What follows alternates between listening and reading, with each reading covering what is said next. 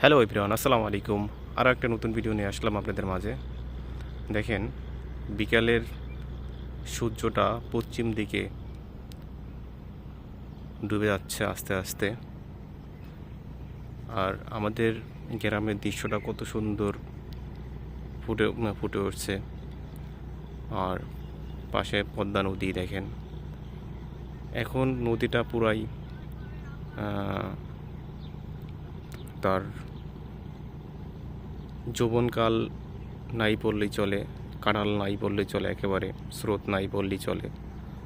বর্ষা যখন সিজন আসবে তখন দেখবেন এই নদীর অবস্থা কীরকম আর নদীর স্রোত কীরকম, পুরোটাই পাল্টায় যায়। আর এখনকার দেখেন, আসলে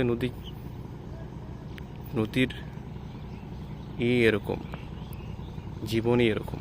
দেখেন, এখন কিন্তু নদীর একেবারেই স্রোত কম। দেখেন, নদী দিয়ে বয়ে চলেছে অসংখ্য জাহাজ, নৌকা। তারপর দেখেন বিভিন্ন ধরনের জাহাজ প্রতিদিন এটা নদীপথ বলা চলে।